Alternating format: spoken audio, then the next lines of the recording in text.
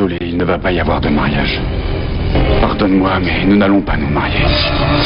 Une histoire qui parle de nos différences. Je suis Oligario Pérez. Je ne connais personne avec ce nom-là. Je suis le fils de Consuelo Pérez. Et ton père alors? Je l'ai jamais vu. Jusqu'à maintenant que je l'ai devant moi. Cosita linda.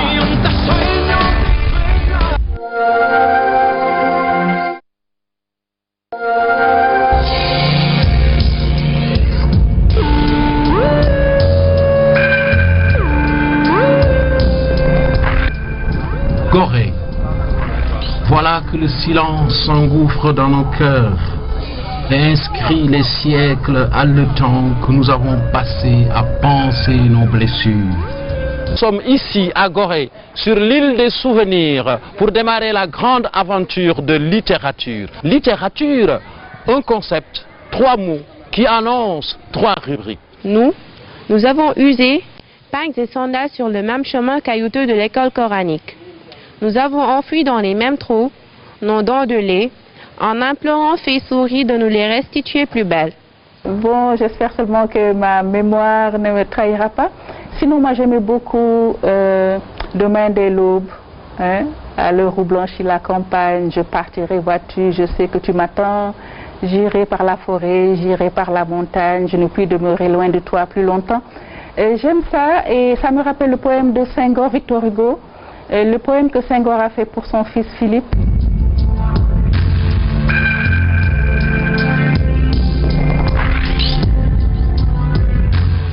Le cas échéant veut dire en cas d'échec.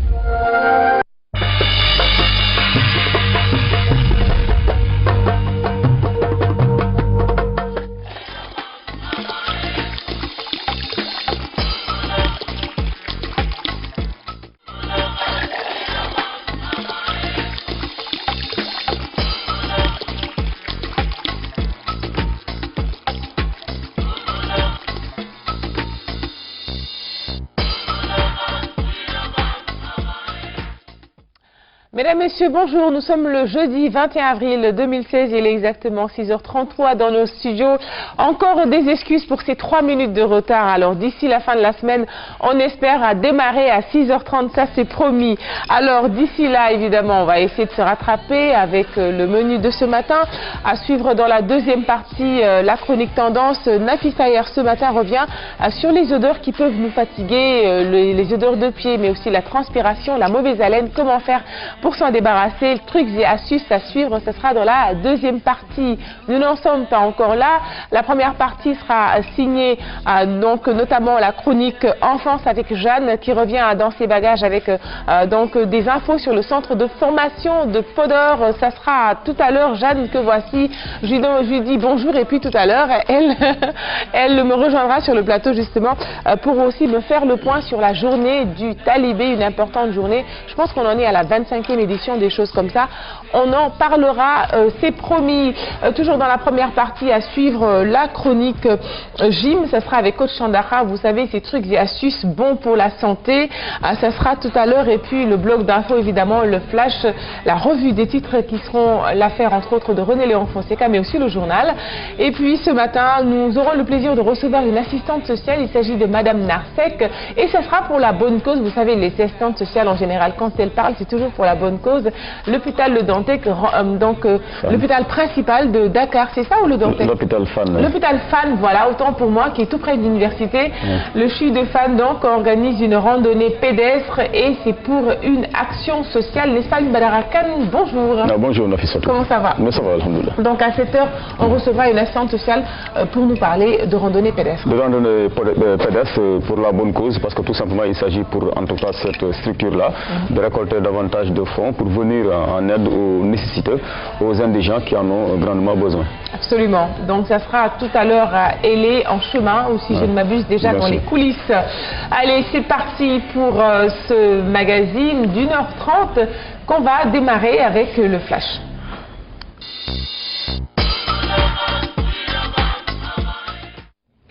Le flash, ce sera tout à l'heure. Après, ce sera suivi de la revue des titres. Une revue de titres où nous parlerons notamment, où nous aurons les échos donc du premier forum national de l'administration. Le Soleil nous en parlera, comme aussi les autres quotidiens qui reviendront aussi sur d'autres infos, notamment beaucoup de politique. Alors, je ne sais pas si de l'autre côté de la régie, on pourrait donc parler donc du flash. Voilà, René Léon qui va nous rejoindre tout à l'heure. Anne Badara, déjà peut-être avant de faire la revue des traits, la revue des titres, pardon, parler de ce premier forum national de l'administration. Alors, une information de taille, et ça c'est le président de la République qui en parle. Chaque ministère sera doté d'une charte qualité, autant dire que l'administration sera davantage renforcée dans ses prérogatives de contrôle. De contrôle, et puis une administration qui sera beaucoup plus au service des administrés, des citoyens que nous sommes. Parce que si le président de la République, en tout cas, a tenu à apporter son soutien à ce premier forum-là qui est dédié à notre administration, c'est pour impulser une certaine dynamique, c'est-à-dire qu'ils sachent davantage, en tout cas ceux qui sont dans les bureaux, qu'ils sont là pour le citoyen lambda, qu'il n'y ait pas de distinguo tout simplement entre le Sénégalais d'un bord et de notre camp, qu'ils sont là pour le Sénégal et qu'ils se doivent quand même de nous donner des résultats probants, parce qu'ils travaillent avec voilà, les ressources qui leur sont allouées par l'État, et Dieu sait que les priorités sont nombreuses. Seulement, le président de la République aussi s'est engagé à les mettre dans d'excellentes conditions pour qu'ils puissent mieux performer dans ce qu'ils font au grand bénéfice de la nation. Absolument. Tout à l'heure, on en reparlera avec nos confrères du quotidien Le Soleil. Alors, si la régie est prête et si on peut faire le flash, René Léon qui nous a rejoint. Bonjour René. Bonjour Nafi. Comment ça va? Ça va bien, merci. D'attaque au taquet? D'attaque au taquet, comme d'habitude. Voilà, René Léon, la pêche, je l'appelle. Allez, c'est parti pour le flash. C'est parti pour le flash. Mesdames et messieurs, bonjour. Ravi de vous retrouver pour cette édition de la matinale. À la une de l'actualité ce matin, une quinzaine d'investisseurs chinois au Sénégal. Ces hommes d'affaires s'intéressent particulièrement à la production arachidière et au sésame. Ils ont eu une séance de travail avec la CEPEX, l'agence de promotion des exportations, et le ministre en charge du commerce. Les détails dans un instant. Et puis la suite de notre série de reportages sur l'horticulture. Nous parlerons ce matin de la fraise. Elle fait partie de ces rares fruits produits au Sénégal et qui enrichissent l'horticulture et les cultivés depuis plus d'une cinquantaine d'années. Pourtant, en haute saison, il vaut de l'or, mais la filière rencontre tout de même des difficultés pour la conservation et la commercialisation. On verra tout cela tout à l'heure. Et dans la rubrique santé, il sera question des muqueuses à Ziguinchor. Elles sont les premiers motifs de consultation en dermatologie. Ces infections sont à ne pas négliger car elles peuvent apporter d'autres complications plus graves. Dossier à suivre tout à l'heure. Voilà pour le menu de ce matin, mesdames et messieurs. Rendez-vous tout à l'heure pour le développement de tout cela. Vers 7h15, 7h20, Nafi. Absolument, exactement, René. Merci de nous avoir donné l'essentiel de ce qui sera ton journal de 7h20. On poursuit le bloc d'infos avec la revue des titres.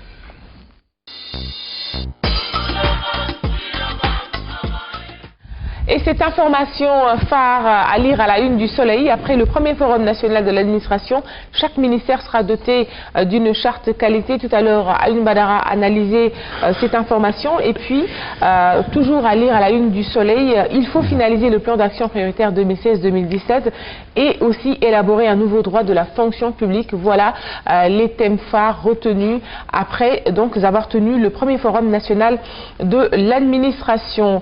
On poursuit cette une du Soleil avec l'Union européenne et le Sénégal et cet appui. 7 nouveaux postes frontaliers de police en construction. La signature de l'accord de Paris sur le climat, le président Macky Sall à New York. Et puis, rapport des sapeurs-pompiers, plus de 30 000 interventions en 2015. Il faut le dire, ils ont quand même eu fort à faire cette année. Les sapeurs-pompiers, il faut le dire, ce sont les soldats du feu et leur domaine d'intervention est très large. Extrêmement large, hein, parce que quand ça couvre carrément le domaine un peu de la protection civile, et ils sont au front constamment, parce que tout simplement le péril est là, parce que dans toutes les villes du Sénégal, partout en tout cas sur toute l'étendue du territoire national, ça c'est des choses qui ne préviennent pas. Un drame peut rapidement survenir, un accident de la la route, ça ne prévient pas. Et nos sapeurs-pompiers sont constamment là pour soulager les victimes, pour apporter leur soutien, mais aussi pour réduire peut-être l'intensité de certains drames. Et d'où l'intérêt, encore une fois, de leur apporter plus de matériel, plus d'aide, mais aussi plus de réconfort de la part de la nation. Parce que c'est des gens très braves, des patriotes. Le travail qu'ils font n'est pas simple, c'est un travail extrêmement difficile. Des fois, ils risquent même leur vie, et cela arrive même dans l'histoire, en tout cas, du groupement national des sapeurs-pompiers, que des éléments perdent la vie. Absolument, en tentant de sauver leur prochain. D'ailleurs, nous profitons de sauver ou périr. Sauver ou périr, voilà, vous l'avez bien résumé. Leur devise le résume parfaitement. Donc, d'où l'intérêt, encore une fois, pour tous les Sénégalais, de témoigner encore leur respect à ces braves soldats du feu. Et nous de Kenkeliba, nous profitons de ce plateau-là pour encore une fois leur témoigner toute notre solidarité. Absolument. Et puis on va terminer cette une par d'autres infos aussi importantes les unes que les autres. Par exemple, liberté de la presse en 2016, le Sénégal gagne 6 places et se classe 9e en Afrique. On aura l'occasion d'en reparler. Et puis transport, un nouveau plan de circulation pour Dakar en mai. Ça, c'est une bonne chose parce que parfois on peut passer des heures et des heures donc au volant. Parce que tout simplement il y a des bouchons. On poursuit cette une des quotidiens avec enquête, une politique. Amsatou Sidibé, Assemblée, APR, Gambie, Diakhaté, Hassen Sévérité, comprenez Moustapha Diakhaté, ce qui reste de Idrissa Seck, pourquoi l'Assemblée doit saisir le Conseil constitutionnel. Toujours à lire à la une de suite, une autre une et un autre quotidien, Elhadj Mamadou Diawo dit Mamboy Diawo sur la coalition Benno Bokk Yakaar, rester ensemble pour éviter une cohabitation en 2017. C'est une interview fleuve à lire donc dans les colonnes de Sud Quotidien. Réumi, pendant ce temps, revient sur l'actualité en Gambie et cette analyse de nos confrères, autopsie d'une dictature Yaya Jammeh entre psychasthénie, paranoïa et schizophrénie. Voilà, c'est un dossier à lire à la une du quotidien Réumi. Toujours nos confrères qui s'intéressent à Yaya Jammeh, le président gambien, mais cette fois-ci Walf Quotidien, poursuivi par Jammeh pour haute trahison. Les opposants gambiens risquent la peine de mort. On va terminer la une des quotidiens avec d'abord Le Populaire. Occupation illégale des terrains de 3 hectares à Sotrac-Mermoz. Barthélémy Diaz arrête les constructions des magistrats. Donc le maire de Mermoz-Sacré-Cœur, nous disent nos confrères, explique que les occupants du site n'ont pas d'autorisation de construire et promet de les traduire en justice. Les occupants, quant à eux, font constater l'arrêt des travaux par huissier et menacent de servir une citation directe à leur maire. Affaire à suivre. On poursuit avec la une de l'Observateur. Scandale financier, un étrange deal de 75 millions de francs CFA au King Fahd. Le DAF de l'hôtel et un agent du ministère des Affaires étrangères au cœur du scandale. La direction du King Fahd serait flouée selon nos confrères de l'Observateur. On va terminer, avant de finir cette une, c'est quelque chose qui peut intéresser à Badara Khan. Foot relégué en Championship Division 2 avec Aston Villa malgré ses performances. Ganegay entre cauchemars et rêves s'il était à Leicester. Alors qu'est-ce qui se passe pour le jeune Lion? Voilà, comme vous l'avez dit, c'est un jeune Lion. À l'époque, il flambait en France en Ligue 1. Et à l'issue de la saison passée, il a été approché par Aston Villa. Il n'a pas hésité à répondre à leur appel quand on sait qu'au même moment, d'autres clubs, en tout cas très huppés du championnat français à l'image de l'Olympique de Marseille, le voulaient et ont tout fait pour l'enrôler. Lui, il a choisi d'aller de l'autre côté de la Manche, en Angleterre, jouer en Prime League. Ça a été peut-être un choix judicieux sur le plan financier, mais sur le plan sportif, voilà, aujourd'hui, il va devoir accompagner son équipe en Championship, c'est-à-dire en Ligue 2, l'équivalent de la Ligue 2 en France. Sur le plan sportif, je pense que vu son âge, il a d'autres challenges à relever.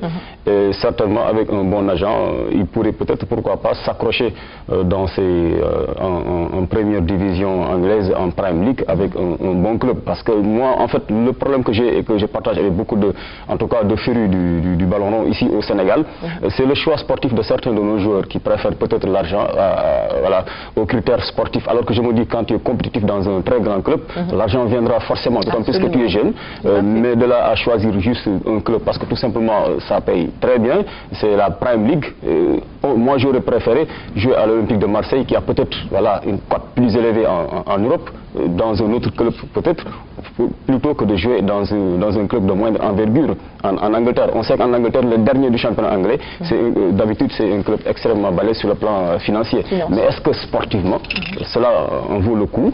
Voilà, aujourd'hui, Idrissa Gana Gueye en paie on subit les contre-coups parce qu'il sera obligé d'aller en championship, à moins d'avoir entre-temps peut-être une proposition d'un club de l'élite du championnat anglais. Qui sait, on le lui souhaite en tout cas. Et puis pour finir, vraiment, cette une de l'Observateur, lutte by Mandione, seul de ses comptes, certains de mes proches m'ont vendu. D'ailleurs, on reste avec la lutte, mais avec Sunu Lamb pour terminer cette revue des titres.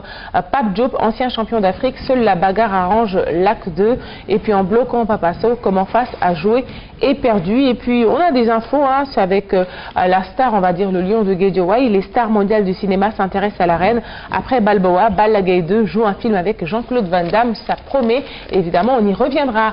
Merci d'avoir suivi cette revue des titres. On poursuit avec la chronique Jim.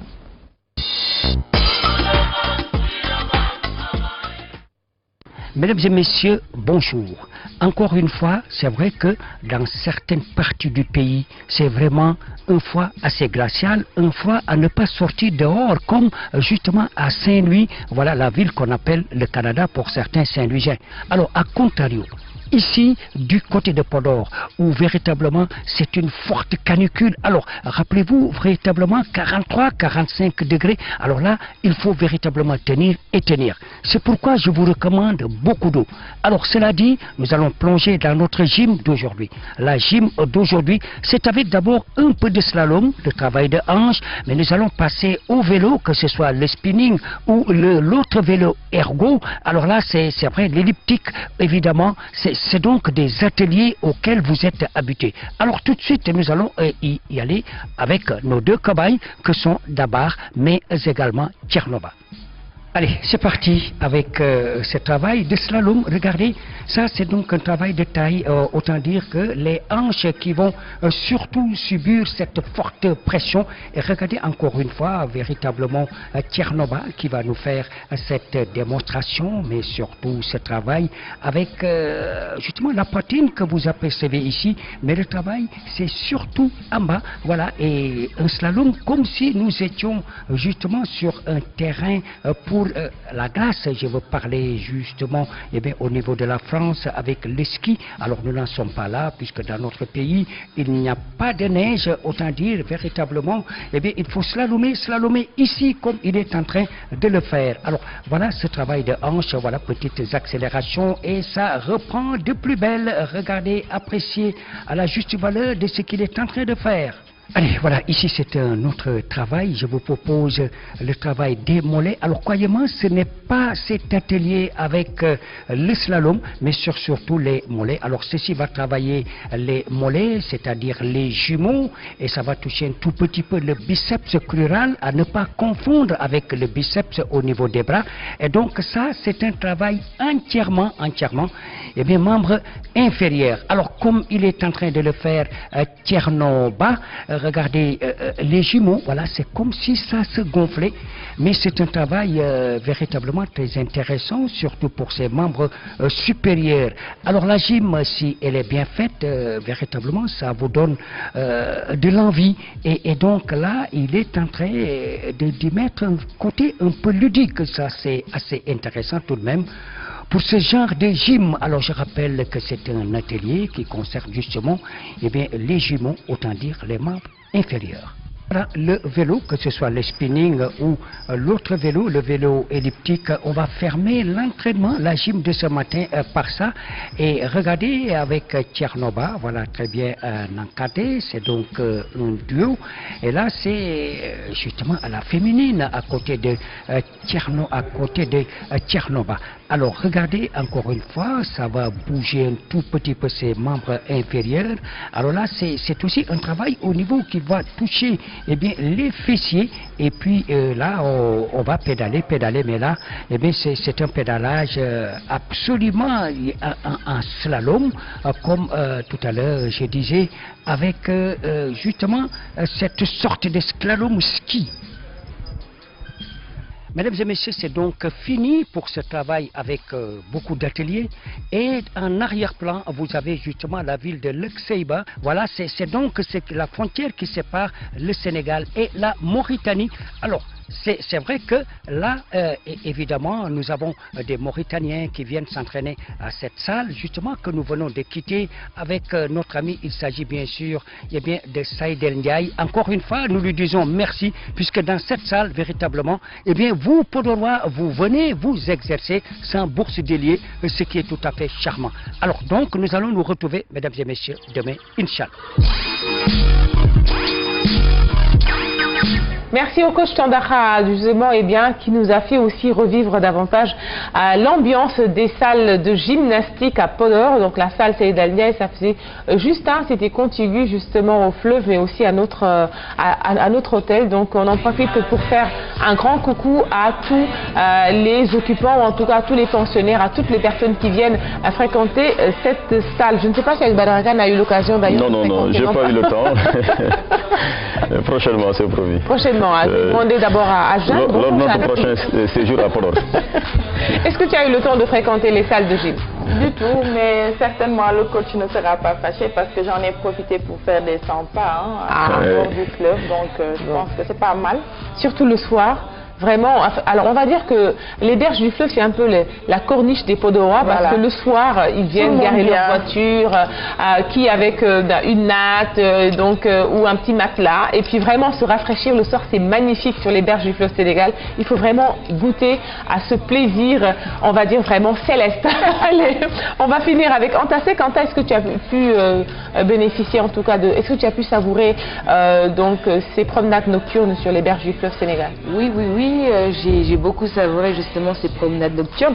Et d'ailleurs, lors du tournage du coach Tandakha, j'en ai profité pour faire 5 minutes de sport. Ah ben ça va alors, c'est super. En tout cas, ça nous permet d'avoir des chroniqueuses qui ont la pêche.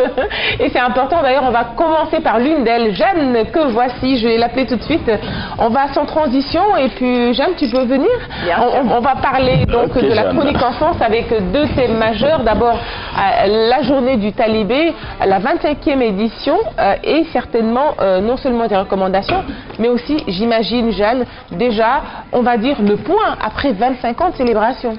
Oui, on en parle tout le temps. Hier, si vous avez fait attention à la radio, à la télé, comme dans nos quotidiens également, l'actualité a été à la une des médias. Maintenant, je pense que c'était le moment pour nous de s'arrêter, pour tous les acteurs, de s'arrêter et de faire le point de cette question de la mendicité des enfants, qui, j'aime toujours le rappeler, différent quand même de l'apprentissage du Coran. À quoi on assiste aujourd'hui. Je pense que les acteurs n'ont pas manqué de le rappeler.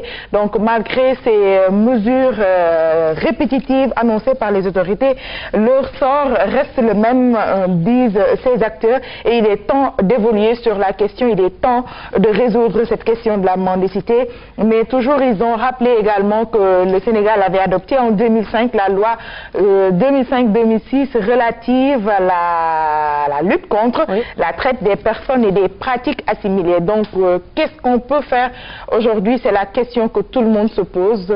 À chaque fois, on s'arrête à ces occasions comme des journées nationales. Mais moi, la crainte, en tout cas la question que je me suis posée hier, je me disais, est-ce qu'on ne va pas arriver au moment où on va parler de journée mondiale? Ah oui, parce que c'est un phénomène qui perdure, et vous savez que quand ça persiste dans certains pays, on en finit, si vous voulez, une journée africaine, pour ne pas dire mondiale, parce qu'il y a quand même beaucoup de pays qui sont confrontés à ces situations, surtout le Sénégal, parce qu'à chaque fois qu'on parle du Sénégal ailleurs, certes on dit du bien, mais il y a quand même cet aspect assez négatif quand même de cette image du Sénégal avec ces enfants qui errent dans les rues. Absolument, et puis d'ailleurs tu n'as pas vraiment tort, on célèbre chaque 16 juin la journée de l'enfant africain, et on espère évidemment qu'avant tout cela, on ne pourrait pas célébrer, en tout cas on n'en arriverait pas à à célébrer cette journée du talibé. On arrivera à pouvoir donc éradiquer ce fléau, parce que c'est vraiment un fléau des temps modernes. Alors on va aussi parler, Jeanne, si tu le veux bien, on va revenir sur le centre de formation de Podor. Alors, on verra, on va découvrir en images. On n'a pas encore récupéré nos valises parce que moi, j'avais oublié de prendre la mienne. Je l'ai laissée quand même dans la cour de l'hôtel. Ah oui, c'est pour revenir. Donc, en fait. Tu vois, non? J'ai compris. Alors, on va voir en image ces filles qui sont formées au niveau du centre de formation Saint-Michel de Podor.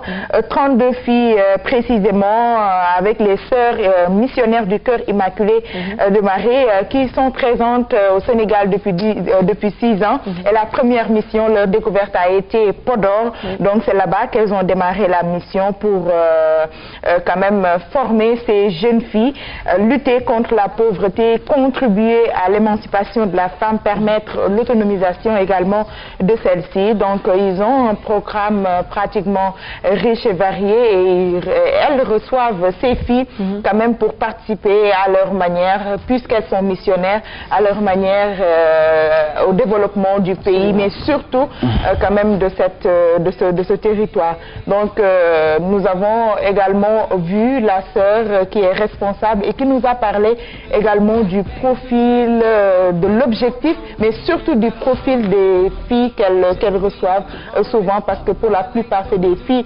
déscolarisées ou non scolarisées. Absolument, on va suivre, on va écouter la sœur. Nous recrutons les filles non scolarisées, les filles mères, les filles qui n'ont pas pu poursuivre leur formation normale dû aux différents événements. Les autres, divorce des parents, ça déstabilise l'enfant. Vous verrez que l'enfant va se retrouver avec la grand-mère, avec l'oncle, avec cet enfant-là n'aura pas maintenant le goût de bien poursuivre sa formation normale. Les autres, ce sont les mariages précoces. Les autres sont vite arrivés filles-mères. Ils ont attrapé la grossesse et n'ont pas pu poursuivre leur formation. Et les autres aussi, c'est dû à la conscience intellectuelle inférieure. Et pour ça, nous recrutons toutes ces filles et nous donnons une formation professionnelle en coupe couture, en broderie, artisanat, teinture. Donc on prend un peu tout ce qui est activité génératrice de revenus. Et à côté de ça, nous donnons aussi l'alphabétisation pour leur apprendre à lire et à écrire. Il doit changer à magicien. Ok.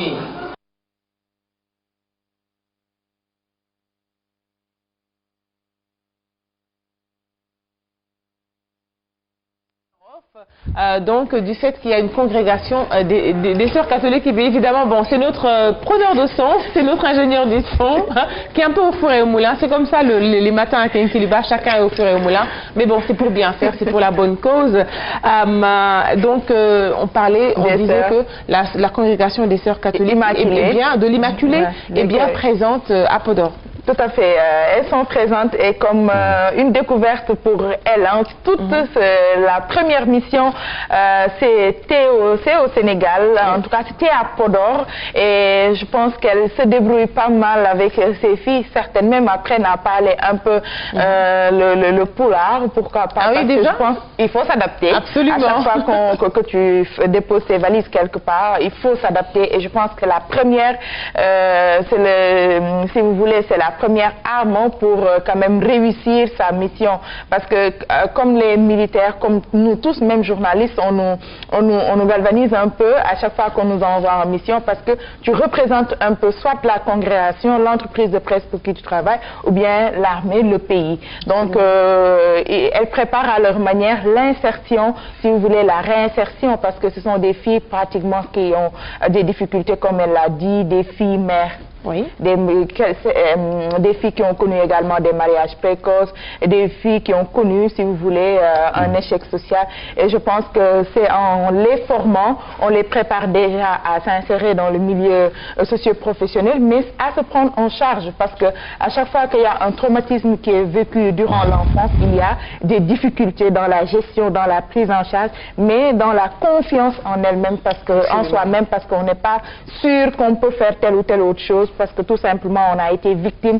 de stigmatisation, de rejet ou tout simplement d'abandon.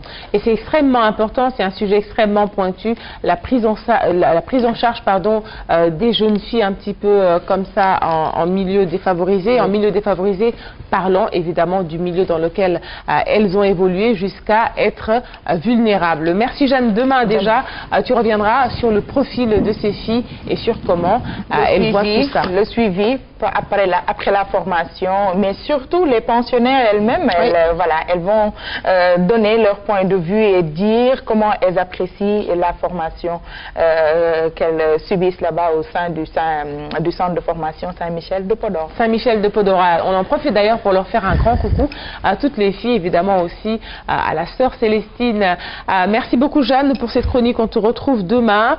D'ici là, évidemment, on va parler de beaucoup de choses, dont cette randonnée pédestre organisée par le CHU de Fannes.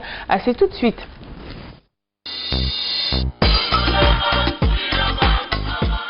Marakan, que j'invite à me rejoindre, nous a rejoint entre-temps Madame Narsek, elle est assistante sociale et elle sera là donc pour nous parler de cette importante randonnée pédestre, une randonnée pédestre qui a une vocation sociale. Une vocation sociale, humanitaire, parce qu'il s'agit tout simplement de profiter de ce rendez-vous, de cette randonnée en tout cas pédestre pour récolter des fonds, n'est-ce pas Madame Narsek? Alors, si vous avez décidé donc d'organiser cette randonnée pédestre-là pour récolter de tels fonds, cela voudrait-il dire quelque part que le budget que vous recevez est très insuffisant?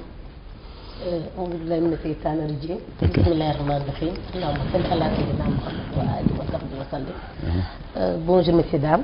Bonjour. Bonjour aux téléspectateurs de la RTS. Je vous remercie de cette invitation. En fait, le prétexte de la randonnée, c'est effectivement de collecter des fonds pour des malades cas sociaux. Vous n'êtes pas sans savoir que, comme on a l'habitude de le dire, l'État ne peut pas tout faire. C'est pour ça que nous sollicitons l'apport des tiers pour venir en aide à des malades cas sociaux. Ce que nous faisons en fait pour la prise en charge de ces cas, je ne dirais pas que c'est insuffisant, mais il y a beaucoup de choses qui restent à faire. Parce qu'au courant de l'année 2015, nous avons pu prendre en charge pour l'hôpital 764 cas pour un manque à gagner de 36 millions. Mais la demande est trop forte par rapport à ce que nous offrons. Et vous savez qu'avec des soucis de gestion, on ne peut pas prendre tout le monde. C'est pour ça qu'on sollicite la population sénégalaise pour nous venir en aide. L'année dernière, on a organisé la randonnée. On a pu collecter 8 millions, ce qui nous avait permis de prendre en charge 118 cas, dont 4 cas de chirurgie cardiaque. Vous savez, la chirurgie cardiaque au Sénégal coûte un peu cher. Ça évolue entre 1 800 000 et 3 millions. Donc la valve coûte 1 300 000 et c'est vendu dans le privé, ce qui n'est pas à la portée de toutes les bourses. Donc c'est le prétexte de cette randonnée présente. Alors, durant cette randonnée pédestre-là, quelles sont les activités là prévues qui vous permettront de récolter ces fonds-là? Quel genre d'activités prévoyez-vous d'organiser? Parmi ces activités, il y a des séances de sensibilisation comme celle-là. Donc aller dans les médias, parler à la population sénégalaise, distribuer des flyers un peu partout, envoyer des mails et aussi utiliser les réseaux Facebook, aussi les réseaux sociaux pour faire passer le message. Et le slogan, si vous avez vu le slogan de la randonnée de cette année, c'est pour accompagner le malade, je m'engage. Donc chaque participant va s'engager financièrement? Oui. La première participation qu'on demande, c'est le fait d'un t-shirt à 3 000 francs. C'est le salaire de ce t-shirt-là à 3 000 francs. C'est la première participation. Vous direz que c'est inédit. Parce qu'en général, dans les randonnées, on offre les t-shirts et les casquettes. Mais nous, comme c'est une collecte de fonds, donc on est obligé de vendre ce t-shirt-là à 3 000 francs. Donc c'est le premier geste qu'on demande à la population. Et la casquette est offerte. Voilà. Alors d'habitude, combien de sites, en tout cas d'indigents, reçoivent le service social de l'hôpital Fannes? Vous savez, à l'hôpital de Fannes, nous avons des pathologies un peu spécifiques.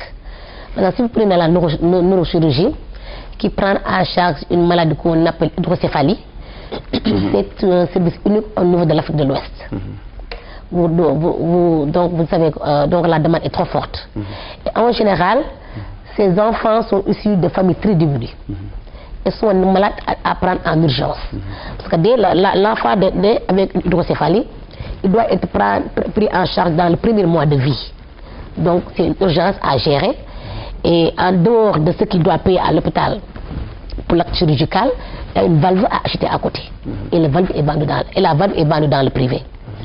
Si vous prenez les malades de la chirurgie cardiaque, pour les valves cardiaques, les pacemakers, je vous ai déjà dit tantôt que la valve coûtait 1,3 million. Et on a une liste d'attente de 200 malades.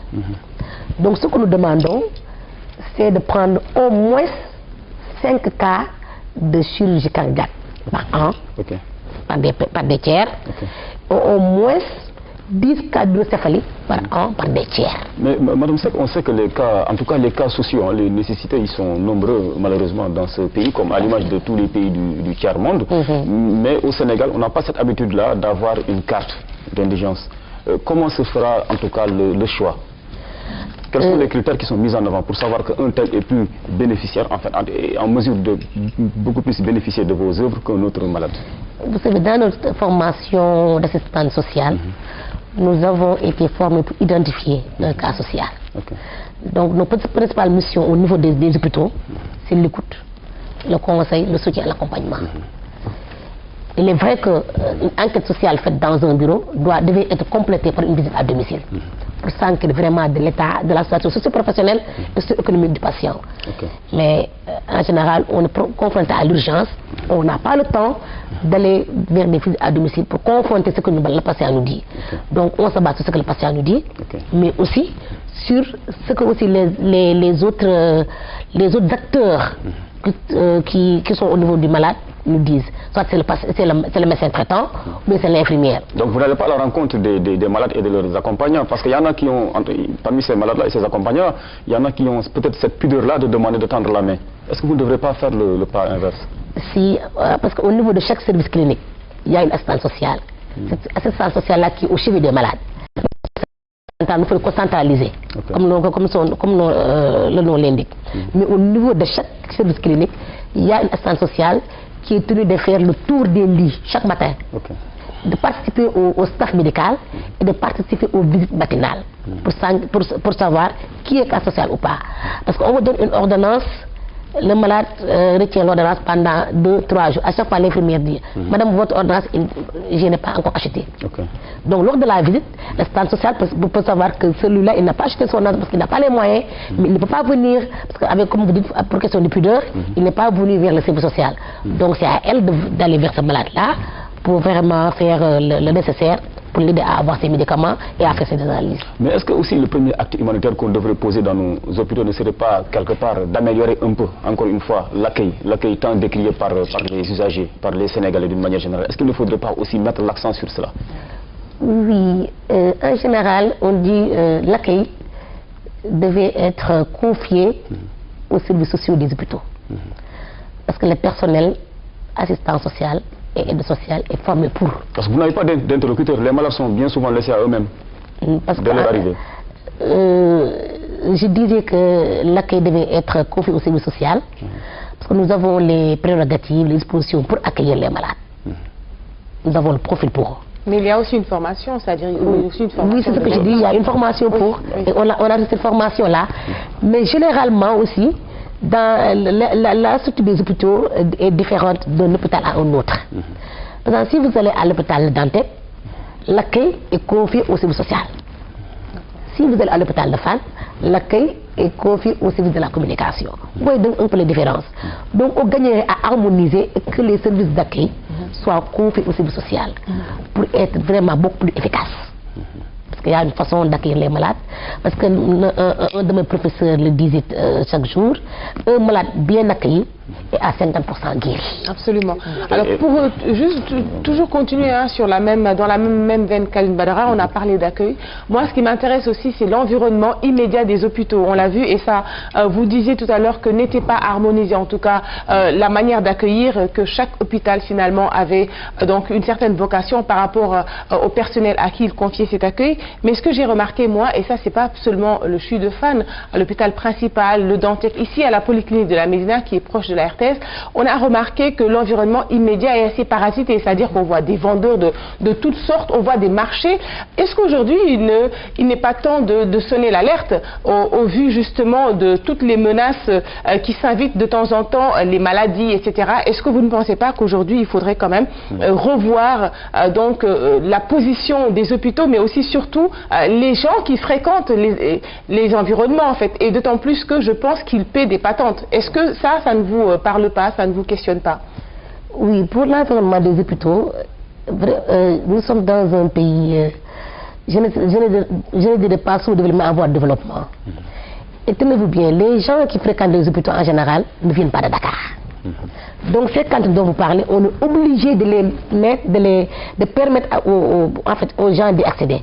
Parce que ce soit des gardes pour manger, soit des boutiques. Ça m'inquiète ce que vous dites. Non, on est obligé, parce qu'en général, les gens ils viennent de loin, ils n'ont pas de contact à Dakar, il faut qu'ils aient quelque part où manger. Mais c'est vrai, il faut peut-être aménager, rendre le cadre beaucoup plus accueillant, veiller aux mesures d'hygiène, tout ça, mais je crois qu'on ne peut pas l'enlever d'ores et déjà. Ok. Alors tantôt on parlait en tout cas de l'accueil dans nos hôpitaux, mais malheureusement il n'y a pas assez de personnel. Est-ce qu'aujourd'hui dans chaque hôpital du Sénégal, forcément il y a un assistant social, ou bien il y a des structures sanitaires, disons-le, qui n'ont pas tellement d'agents qualifiés pour accueillir ces malades-là? Dans chaque EPS, établissement de santé hospitalier, il y a un service social. Nous sommes un EPS de 3. Mais en sous-effectif. Parce que nous sommes au niveau des EPS hospitaliers, dans l'organigramme, vous voyez la pyramide sanitaire, dans chaque service hospitalier, il y a un service social. Si vous devez, dans les hôpitaux, il y a un service social avec, dans chaque unité, un assistant social, dans chaque service clinique. Quand vous allez dans les postes de santé, centres de santé, il y a autour de 3 assistants sociaux. Parce que vous savez aussi qu'il y a un problème de recrutement, il y a un problème de personnel dans tous les secteurs. Donc on demande aussi à l'État de faire quelque chose à ce niveau. Parce que comme je l'ai dit, on ne peut pas parler de services de santé en milieu hospitalier sans autant parler de services social. Ok. Alors par rapport à votre profil, vous en tout cas qui êtes assistante sociale, en tout cas je parle d'une manière générale des assistants sociaux, est-ce qu'aujourd'hui vous avez été associé dans cette politique de l'État du Sénégal consistant à rendre en tout cas gratuits certains soins de santé à travers la CMU? Oui, parce qu'au niveau de la CMU, nous avons des collègues qui sont au niveau de la CMU. Mais il faut dire aussi que la CMU est un nouveau programme qui n'est pas encore effectif dans nos hôpitaux. L'hôpital niveau 3 ne donne des gratuités qu'aux enfants de moins de 5 ans référés. C'est-à-dire référés, qui ont été vus dans une autre structure, soit EPS 1, EPS 2, et qui ont été référés sur décision médicale de prise en charge. Donc on ne prend que ces enfants-là pour la... Et en fait, là-bas, on ne prend que ce qui est gratuit, c'est la consultation. Alors, si la CMU était élargie à tous les indigents, cela vous aurez soulagé davantage. Vous ne serez pas aujourd'hui amené à organiser une randonnée pédestre pour récolter des fonds. Oh oui, on aurait aimé vraiment que la CMU, même en dehors de la CMU, il y a la Direction générale de l'action sociale qui délivre aussi des prises en charge pour les cas sociaux. Mais si la CMU prenait au moins, je ne dis pas les enfants de 0 à 5 ans, mais toute personne qui détient un certificat d'indigence, ça aurait soulagé beaucoup les hôpitaux. Parce que, monsieur, les hôpitaux, la prise en charge des cas sociaux, c'est vrai que dans la charte, dans la constitution de l'État du Sénégal, on dit que l'accès aux soins est garanti à toute personne. Mais la prise en charge des cas sociaux est dévolue aux hôpitaux et c'est un manque à gagner au niveau de nos budgets. Donc, il faut savoir qu'on ne peut donc pas prendre tous les cas. on est obligé par des comptes budgétaires de restreindre un peu le nombre de cas qu'on prend. Mais comme toutes les politiques de gratuité sont logées à la CMU, la CMU est la bienvenue. Mais nous sommes encore à l'étape de la mise en place des mutuelles, c'est un peu long, ça prend du temps. Il y a aussi le plan Sésame qui prend aussi des malades âgés de plus de 60 ans. Mais là aussi, il y a des actes qui ne sont pas valablement pris en charge par le plan Sésame. Donc, vous voyez, tout ça, donc c'est une politique sociale à revoir en général. Il faut revoir un peu la politique sociale, harmoniser tout ça et rendre un peu plus fluide la prise en charge des cas sociaux. Alors, vous nous donnez les dates de vos événements, la randonnée pédestre, et elle est prévue quand? La randonnée pédestre, c'est pour le dimanche 24 avril. Oui. À partir de 9h, le départ est prévu au niveau de l'hôpital de Fann. Et nous convions la place sénégalaise à venir nombreux à cette manifestation. Et je vous ai dit tantôt que le premier geste est d'acheter le t-shirt. Nous, on va nous l'offrir, j'espère, parce que nous... vous serez les premières mécènes. Comme Jeanne est à côté de vous, certainement il va acheter. Voilà, donc vous serez les premiers mécènes. Donc le premier geste, c'est acheter le t-shirt, mais aussi venir parrainer des enfants. D'accord. Venir parrainer des enfants. J'achète, elle achète parce que c'est la maman des enfants ici à Kinkeliba. Voilà, donc venir parrainer des enfants, venir parrainer des malades qui ont des problèmes de chirurgie cardiaque, venir parrainer des gens qui ont des scanners en attente. Donc c'est ce que nous demandons. Évidemment, c'est une noble cause et on vous souhaite de réussir cette mission. Merci Madame Narsek. Je rappelle, vous étiez l'invitée ce matin de Kinkeliba. Vous étiez venue parler entre autres de la randonnée pédestre à vocation sociale du CHU de Fann. On en profite pour faire un grand coucou notamment au service pédiatrique justement qui accueille beaucoup d'enfants. Merci beaucoup. Allez, à suivre à 7h16, à suivre le journal. Avant cela, la Minute Gag et après la chronique tendance. Mais pour l'heure, je vous propose le clip du jour.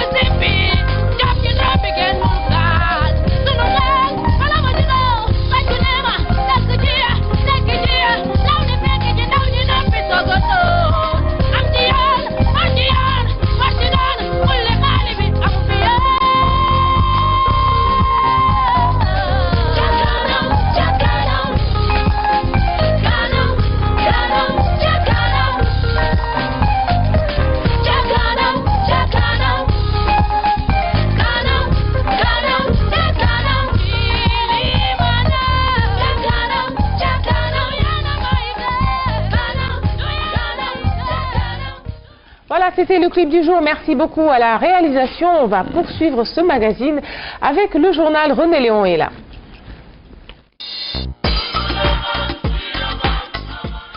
Les titres de cette édition: visite d'hommes d'affaires chinois au Sénégal. Ils ont eu une séance de travail avec le ministre du Commerce. C'était hier. Et puis, deuxième épisode de notre série de reportages sur l'horticulture ce matin. Zoom sur la fraise. René, c'est à toi. Tout à fait, merci mesdames et messieurs, bienvenue. Merci de nous accueillir chez vous. On parle d'abord de cette visite d'une quinzaine d'hommes d'affaires chinois au Sénégal. Ces hommes d'affaires s'intéressent particulièrement à la production arachidière et au sésame. Ils se sont d'ailleurs rendus dans